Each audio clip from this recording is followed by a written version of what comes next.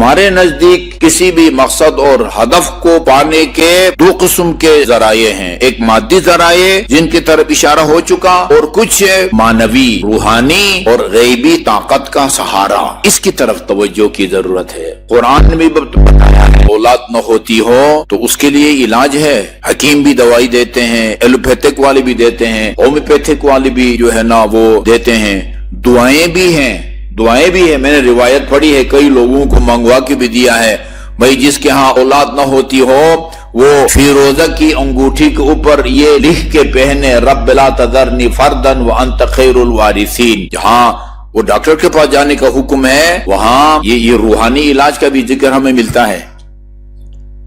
اولاد نہ ہونے کے یعنی ایک وقت ایک عمل کے کئی فائدے ہیں۔ استغفار کے نتیجے میں اللہ تعالیٰ بے اولاد کو اولاد بھی دیتا ہے، اور غریب اور نادار کو رزق و روزی سے بھی اللہ تعالیٰ نوازتا ہے۔ یہ قرآن میں ہے، یہ قرآن کے اندر موجود ہے۔ اس زمانے میں جو بیماریاں عام ہیں نا، ابھی جو ایک نسخہ بتاؤں گا میں، آپ کسی ماہر ڈاکٹر سے بھی علاج کروائیں، یہ ضروری نہیں ہے کہ اس کا علاج 100% کامیاب ثابت ہو۔ ابو علی سینا کا نام آپ نے سنا ہوا نا، ابو علی سینا کا بہت بڑا اپنے زمانے کا منفرد حکیم تھا۔ وہ اسہال کی بیماری، نہ ہیضہ یا اسہال، دست جس کو لگ جاتے ہیں، اس بیماری پر کنٹرول نہیں کر سکا اور فوت ہو گیا۔ انہی آخری لمحات میں لوگوں نے اس سے کہا کہ اتنے بڑے حکیم ہیں اور یہ آپ اس پر کنٹرول نہیں کر سکتے۔ اس نے یوں گلاس میں پانی منگوایا اور منگوا کے اس میں ایک قطرہ ڈالا، جو اس کام کے لیے نا، مطلب اسہال کی بیماری، اسہال کو روکنے کے لیے جو قطرے وہ استعمال کرتا تھا، ایک قطرہ اس میں جب ڈالا گلاس کا پانی جم گیا۔ کہا یہ دوائی اثر نہیں کر رہی ہے۔ اس کا مطلب یہ ہے کہ اذا جاء اجلهم لا يستأخرون ساعة ولا يستقدمون، بس موت کی جب مقرر تاریخ آتی ہے کوئی علاج، کوئی دوائی کارگر ثابت نہیں ہوتی۔ اگر مصلحت اس میں ہو کہ بندہ نیازمند رہے، مالدار نہ ہو، بندے کا مفاد اس میں ہو، بندے کا اچھا انجام اسی میں ہو کہ وہ نادار رہے، وہ لاکھ دعائیں کرے، اللہ تعالیٰ اس کو نادار ہی رکھتا ہے۔ یہ روایات کا مضمون میں آپ کو سنانے لگا ہوں، یہ قرآن میں ہے۔ ممکن ہے بہت ساری باتیں وہ اس میں تمہاری جو ہے نا وہ بھلائی ہو، لیکن وہ تم اس کو پسند نہیں کرتے، وہ تمہیں ناگوار گزرتی ہے۔ اسی طرح بہت سارے کام جو تمہیں ناگوار گزرتے ہیں، عین ممکن ہے کہ بھلائی، تمہاری بھلائی اسی میں ہو جو تم کو ناگوار گزرتی ہے۔ بعض اوقات انسان کے انجام کے لیے صحت کے مقابلے میں بیماری اس کے مفاد میں ہے، بعض اوقات ثروت اور مال دولت کے مقابلے میں فقر اس کے مفاد میں ہے۔ اس وجہ سے اگر کوئی، جس طرح آپ ہر کاروبار کرنے والا اپنے کاروبار میں کامیاب نہیں ہوتا، کوئی کامیاب ہوتا، کوئی کامیاب نہیں ہوتا۔ کوئی دعا مانگتا ہے تو اس کی دعا قبول ہوتی ہے، اس رزق کے لیے بھی مانگتا ہے، بیماری سے شفا یابی کے لیے بھی مانگتا ہے۔ کسی کے لیے دعا کارگر ثابت ہوتی، کسی کے لیے دعا کارگر ثابت نہیں ہوتی۔ اگر نہیں ہوتی، نہ آپ کو قرآن سے بدزن ہونے کی ضرورت ہے، دل برداشتہ ہونے کی ضرورت ہے، دل سرد ہونے کی ضرورت ہے، نہ ائمہ معصومین کی معتبر احادیث سے جو ہے نا وہ آپ کو بدگمان ہونے کی ضرورت ہے۔ صحیفہ سجادہ کی فہرست اتارے نا، ادائیگی قرض کے لیے کون کون سی دعائیں مانگنی چاہیے، بارش کے لیے کون کون سی دعائیں مانگنی چاہیے، وسعت رزق کے لیے کون سی دعا مانگنی چاہیے، ایک پتنے کتنی 45-40 دعائیں ہیں۔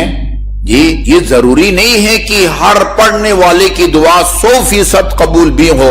ہمارا کام دعا کرنا ہے، قبول کرنا اس کا کام ہے۔ اگر مصلحت ہے تو قبول کرے گا، نہیں تو وہ قبول نہیں کرے گا۔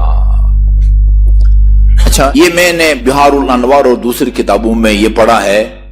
میں جب 1986 میں آیا ہوں نا یہاں اسلام آباد، یہاں کرسی پہ بیٹھ کے نماز پڑھنے والے مومنین اتنے نہیں ہوتے تھے جتنے آج کل ہیں۔ آپ کہیں گے کہ اس وقت اتنے نمازی نہیں ہوتے تھے، نہیں، جتنی نمازوں کی تعداد کے مطابق بھی اگر آپ پرسنٹیج کو دیکھیں، یہ بیماری جتنی عام ہو رہی ہے، 30, 40, 45 سال کا جوان کرسی پہ بیٹھ کے نماز پڑھ رہا ہے۔ کچھ ایسے مومنین کو بھی ہم نے دیکھا باہر سے بڑے ٹھیک ٹھاک جو ہے نا وہ چل رہے ہوئے آتے ہیں، نہ کوئی لنگڑاتے ہیں، نہ ان کو تکلیف ہوتی ہے، اور کرسی پہ بیٹھ کے نماز پڑھ رہے ہیں۔ ان کو میں نے بتایا کہ بھائی یہ آپ چل کے ٹھیک ٹھاک آ رہے ہیں، اس کا مطلب یہ ہے کہ آپ کھڑے ہو کے حمد و سورہ پڑھ سکتے ہیں۔ آپ کو صرف سجدے میں جانے کی تکلیف ہوتی ہے کہ وہ آپ گھٹنے کو سخت زمین پر رکھتے ہیں تو آپ کو وہ درد محسوس ہوتا ہے، لہٰذا آپ کھڑے ہو کہ حمد و سورہ پڑھیں، ٹھیک ہے جی، وہیں سے عام صحت مند آدمی کی طرح رکوع کے لیے جھکیں، پھر سجدے کے لیے کرسی کے اوپر بیٹھیں اور جو سامنے ٹیبل سا بنا ہوا ہے اس پر سجدگار کر کے آپ وہ سجدہ کریں۔ اس تمہید کا مقصد یہ ہے کہ ایک دعا میں آپ کو بتاتا ہوں جو گھٹنوں کے درد کے لیے مفید ہے۔ کافی لوگوں کو میں نے یہ دعا بتائی ہے، انہوں نے عمل کیا ہے اور ان کو اس سے فائدہ ہوا ہے۔ میرے خیال میں کل میں احمد سے کہتا ہوں کہ اس کو کمپوز کریں، باہر بھی لگا دیں گے، اور ویسے بھی چونکہ اب یہ لائیو جا رہا ہے، گھر جا کے بھی آپ جو ہے نا وہ صادق ٹیسٹ سے اس کو تلاش کر سکتے ہیں، یا 3 ٹائم ہر نماز کے بعد، بلکہ ہر نماز کے بعد 5 نمازوں کے بعد، یا اجود من اعطا ویا خیر من سئل ویا ارحم من استرحم ارحم ضعفی وقلت حیلتی واعفنی عن مرضی عن وجعی بجاہ محمد وآلہ طاہرین۔ ہر نماز کے بعد اس کو پڑھیں، ہر نماز کے بعد۔ اچھا، دوسرا اور سب سے مشکل مسئلہ، یعنی جو عام مسئلہ ہے جو معاشرے کے اندر عام لوگ جس سے دوچار ہیں، وہ بے روزگاری ہے نا، بے روزگاری ہے یا غربت ہے۔ بہت سارے مومنین ہیں جو ریگولر ایک فکس تاریخ میں، کوئی رہبر کا مقلد ہے، کوئی رہبر وہ آیت اللہ سیستانی حفظہم اللہ ان کا مقلد ہے، فکس تاریخ میں خمس لے کے آتے تھے، خمس لے کے آتے تھے۔ ابھی حالات شاید بین الاقوامی بھی کہہ سکے، ملکی حالات اتنے خطرے میں ہیں، یعنی اتنے خراب ہیں کہ جو لوگ ریگولر مثلا 1 لاکھ 1.5 لاکھ لے کے آتے تھے خمس بچت کا 20واں حصہ، وہ ابھی 30 اور 35 ہزار کی جو ہے نا فگر میں لے کے آ رہے ہیں۔